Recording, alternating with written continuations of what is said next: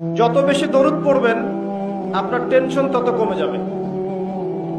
ফজিলত শোনেন, যত বেশি দরুদ পড়বেন আপনার টেনশন দুশ্চিন্তা তত কমে যাবে। যত বেশি দরুদ পড়বেন আল্লাহ তত রহম করবে আপনাকে, আপনার গুনাহ তত মাফ হবে, আপনার নেকির পাল্লা তত ভারী হবে এবং মুহাম্মদ সাল্লাল্লাহু আলাইহি ওয়াসাল্লামের সুন্নতের উপর আমল করা আপনার জন্য সহজ হবে। সবচেয়ে বড় কথা, কিয়ামতের দিন আপনার পক্ষে নবী সাল্লাল্লাহু আলাইহি ওয়াসাল্লাম স্বয়ং সুপারিশ করবেন ইনশাআল্লাহ, যদি আপনি বেশি বেশি দরুদ পড়তে পারেন। কমপক্ষে সকালে 10 বার এবং সন্ধ্যায় 10 বার পড়বেন। সাফল্যের সংজ্ঞা শেখানো হতো আমাদেরকে পরিবার থেকে। সফল হতে হবে বাবা, নিজের পায়ে দাঁড়াতে হবে, বিয়ে করবি কি নিয়ে, তোর তো কিছুই নাই, চাকরি বাকরি করতে হবে, প্রতিষ্ঠিত হতে হবে। শোনো, সাফল্যের একটা সংজ্ঞা দিয়েছেন আল্লাহ কোরআনে, একটাই সংজ্ঞা। সূরা আল ইমরানের মধ্যে আছে, কুল্লু নাফসিন যায়িকাতুল মাউত, প্রত্যেকটা নফস মারা যাবে এবং কিয়ামতের মাঠে তাদের পুরোপুরি প্রতিদান তাদেরকে দেয়া হবে। ওই দিন কিয়ামতের মাঠে যাকে জাহান্নাম থেকে বাঁচানো হবে এই ব্যক্তি হচ্ছে সফল। মনে রাখবেন, আল্লাহ যদি আপনার সাথে থাকেন এবং আল্লাহ যদি আপনাকে কবুল করেন, পৃথিবীর কোনো শক্তি নাই আপনাকে তলাবে। পৃথিবীর কোনো শক্তি নাই, পৃথিবীর সমস্ত শক্তি একত্রিত হয়ে আপনার চুল বাঁকা করতে পারবে না। আর আল্লাহ পাক তো ওয়াদা করেছেন নবী সাল্লাল্লাহু আলাইহি ওয়াসাল্লামকে মেরাজের রাতে, যে তোমার উম্মতের যে কোনো ব্যক্তি যদি শিরক না করে আমার সামনে হাজির হয় আমি তাকে মাফ করব। একটা হাদিসে কুদসির মধ্যে এটাও আছে, হে আদম সন্তান, তুমি যদি আসমান এবং জমিন সমপরিমাণ গুনাহ নিয়ে আমার সামনে দাঁড়াও কিন্তু আমার সাথে কাউকে শরীক করনি, তাহলে আমি আল্লাহ তোমার সামনে আসমান জমিন সমান ক্ষমা নিয়ে দাঁড়াবো। আপনি যেমন হবেন আপনার স্বামী তেমনই হবে, আপনি যেমন হবেন আপনার স্ত্রীও তেমনই হবে। বিয়ের সময়, বিয়ের পরে চেঞ্জ হতে পারে, হয়তো দুইজন হেদায়েতের উপর ছিল, বিয়ের পরে একজন পথভ্রষ্ট হয়ে গেছে, হতে পারে। বা দুইজন পথভ্রষ্ট ছিল, বিয়ের পরে হেদায়েতের উপর আসছে, হতে পারে।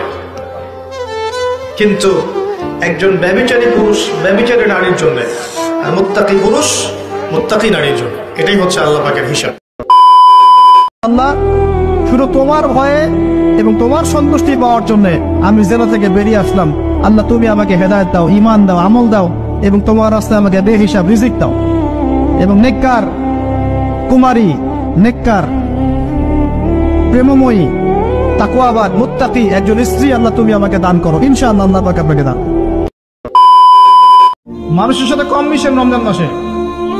যত বেশি মানুষের সাথে মিশবেন তত বেশি গীবত তোহমত করতে হবে, তত বেশি অন্যের সমালোচনা লিখতে হবে। আলাইকুম আনফুসাকুম ভুলে যাবেন, মানুষকে নিয়ে ব্যস্ত হয়ে থাকবেন এবং অন্তরের নূর নষ্ট হয়ে যাবে। মানুষের সাথে জড়িত পাপ কাঁধে চলে আসবে। কম মিশেন। অহংকার করে হেঁটো না, মানুষের অহংকার সাজে না। অহংকার সাজে একজনের, তিনি কে?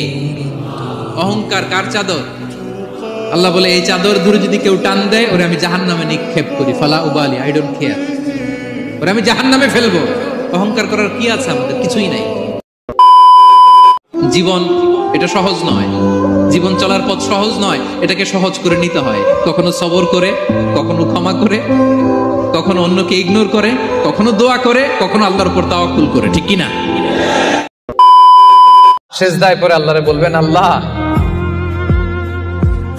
এই পৃথিবীতে আমি ছাড়া তোমার গোলামের অভাব নাই, কিন্তু তুমি ছাড়া আমার দ্বিতীয় কোনো রব নাই।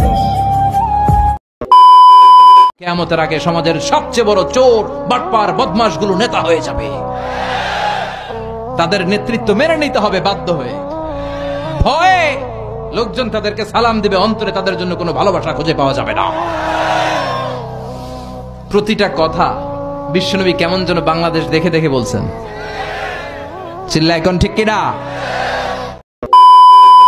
কুল্লু নাফসিন যায়িকাতুল মাউত, অর্থাৎ প্রতিটি আত্মাকে মৃত্যুর স্বাদ আস্বাদন করতে হবে।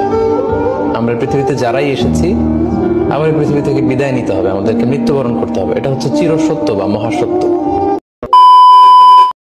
কিয়ামতের দিন সর্বপ্রথম হিসেব নেওয়া হবে নামাজের। নামাজ, বিশ্বনবী ইন্তেকাল করবেন, রূহ বের হয়ে যাচ্ছে, 2-3টা শব্দ বললেন, এর মধ্যে একটা ছিল সালাত। সালাত, উম্মতেরা নামাজ, নামাজ। আস্তাগফিরুল্লাহ, আস্তাগফিরুল্লাহ আস্তাগফিরুল্লাহ, হাঁটছি, চলছি, ড্রাইভিং করছি, বাস স্টেশনে অপেক্ষা করছি, ফিলিং স্টেশনে ফুয়েল নিচ্ছি, পড়বো আস্তাগফিরুল্লাহ। কি পড়বো? আস্তাগফিরুল্লাহ। যারা সব সময় আস্তাগফিরুল্লাহ পড়ে তাদের রিজিকের কোনো টেনশন হয় না, রিজিক নিয়ে তাদের আর কোনো চিন্তা থাকে না।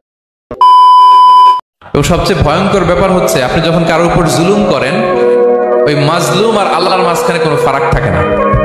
আল্লাহ ওই ফারাকের পর্দা উঠায় না। খবরদার, মুসলিমের কান্না কখনো বৃথা যায় না। জীবনের কোনো না কোনো সময়ে এর প্রায়শ্চিত্ত আপনাকে করতে হবে। জীবনের কোনো না কোনো সময় এর প্রায়শ্চিত্ত করে আপনাকে